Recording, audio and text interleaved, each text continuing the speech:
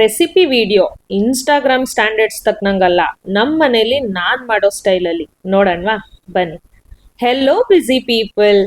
So ಇವತ್ತಿನ recipe video, ನಮ್ಮ ಮನೇಲಿ ಫ್ಯಾನ್ಸಿ ಮೆಷರಿಂಗ್ ಕಪ್ಸ್ ಇಲ್ಲ. I am so sorry. Actually ನಾನು ಮೆಷರೇ ಮಾಡಲ್ಲ, ವಿಡಿಯೋಗೋಸ್ಕರ ಮೆಷರ್ ಮಾಡ್ತಾ ಇದ್ದೀನಿ ಅಷ್ಟೇ. ಮಖಾನಾ ಸೀಡ್ಸ್ನ ರೋಸ್ಟ್ ಮಾಡಿ ಸೈಡ್ಗೆ ಇಟ್ಟಿರೋ ಅದೇ ಪ್ಯಾನಲ್ಲಿ ನಾನು ಇವಾಗ ಇದನ್ನ ಮಾಡ್ತಾ ಇದ್ದೀನಿ.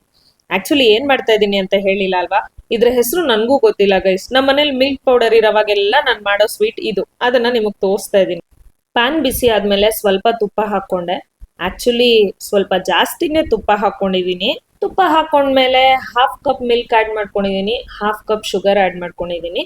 ಶುಗರ್ ಡಿಸಾಲ್ವ್ ಆಗಕ್ಕೆ ಸ್ಟಾರ್ಟ್ ಆದ ತಕ್ಷಣನೇ, ಸ್ವಲ್ಪ ಮಿಲ್ಕ್ ವಾರ್ಮ್ ಆದ ತಕ್ಷಣನೇ ಮಿಲ್ಕ್ ಪೌಡರ್ ನಾನು ಆ್ಯಡ್ ಮಾಡ್ಕೊಳ್ತಾ ಇದ್ದೀನಿ. ನಾನಿಲ್ಲಿ ಆಕ್ಚುಲಿ 2 ಕಪ್ಸ್ ಮಿಲ್ಕ್ ಪೌಡರ್ನ ತೊಗೊಂಡಿದ್ದೆ. ನಾನು ಮುಂಚೆನೇ ಹೇಳದ್ನಲ್ಲ, ಮೆಷರ್ ಮಾಡೋ ಅಭ್ಯಾಸ ಇಲ್ಲ ಅಂತ.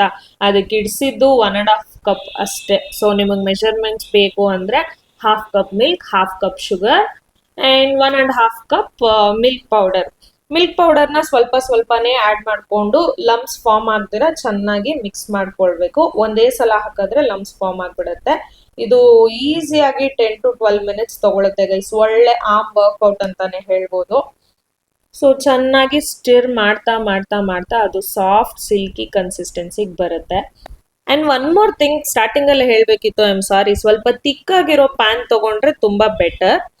ಸೊ ಇಷ್ಟೇ ಗೈಸ್, ಸ್ಪೂನ್ ಹೀಗೆ ಸೈಡಿಗೆ ಇಟ್ಟರೆ ಮುಗೀತು, ರೆಸಿಪಿ ರೆಡಿ ಅಂತ ಅರ್ಥ. ಐ ಮೀನ್ ಲೈಕ್ ಅದು ನಾನ್ ಸ್ಟಿಕ್ಕಿ ಆದರೆ ನಮ್ಮ ರೆಸಿಪಿ ರೆಡಿ.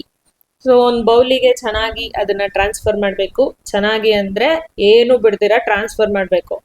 ನೆಕ್ಸ್ಟ್ ಏನಾದರೂ ರೋಸ್ಟ್ ಮಾಡೋದಕ್ಕೆ ಪ್ಯಾನ್ ಬೇಕಾಗತ್ತಲ್ಲ, ಅದಕ್ಕೆ. ಸೊ ಸ್ವಲ್ಪ ತಣ್ಣಗಾದ್ಮೇಲೆ ಕೈಗೆ ಸ್ವಲ್ಪ ತುಪ್ಪ ಹಚ್ಕೊಂಡು ಸ್ವಲ್ಪ ವಾರ್ಮ್ ಆಗಿರೋವಾಗಲೇ ನಿಮಗೆ ಯಾವ ಶೇಪ್ ಬೇಕು ಆ ಶೇಪ್ನ ಕೊಡ್ಬೋದು. ಎಲ್ಲದನ್ನು ಶೇಪ್ಸ್ ಆಗಿ ಮೋಲ್ಡ್ ಮಾಡ್ಬೋದು. ನಾನು ಆ್ಯಕ್ಚುಲಿ ಇಲ್ಲಿ ಸುಮ್ಮನೆ ಸ್ಯಾಂಪಲ್ಗೆ ವಿಡಿಯೋಗೋಸ್ಕರ ತೋರಿಸ್ತಾ ಇದ್ದೀನಿ. ನಾನು ಎಲ್ಲದನ್ನು ಡೈರೆಕ್ಟಾಗಿ ಹೀಗೆ ಟ್ರಾನ್ಸ್ಫರ್ ಮಾಡಿ ಏರ್ಟೈಟ್ ಕಂಟೈನರಲ್ಲಿ ಸ್ಟೋರ್ ಮಾಡ್ತೀನಿ. ನಮ್ಮ ಮನೇಲಿ ಇದು ಹೇಗೂ 2 days ಸಹ ಉಳಿಯಲ್ಲ. ನಾನು ಯಾಕೆ ಒಂದು ಹಾಫ್ ಆನ್ ಅವರ್ ಮೋಲ್ಡ್ ಮಾಡೋಕ್ಕೆ ಟೈಮ್ ವೇಸ್ಟ್ ಮಾಡಲಿ ಹೇಳಿ. ಅದಕ್ಕೆ ನೀವು ಹೀಗೆ ಕೆಲಸದಲ್ಲಿ ಜುಗಾಡ್ ಮಾಡ್ತೀರಾ? ಕಮೆಂಟ್ ಸೆಕ್ಷನಲ್ಲಿ ತಿಳಿಸಿ, ನಂಗೆ ತಿಳ್ಕೊಳಕ್ಕೆ ತುಂಬ ಕುತೂಹಲ ಇದೆ. ಆ್ಯಂಡ್ ಇಷ್ಟೇ ನಮ್ಮ ಇವತ್ತಿನ video. Hope you all like it, enjoyed it. So please like, share and follow for more. ಯಾವ ರೆಸಿಪಿನ ನಾನು ಟ್ರೈ ಮಾಡಬೇಕು ಅನ್ನೋದನ್ನು ನನಗೆ ಕಮೆಂಟ್ ಸೆಕ್ಷನಲ್ಲಿ ತಿಳಿಸಿ ಅಂತ ಹೇಳ್ತಾ, see all in the next video. Take care, bye.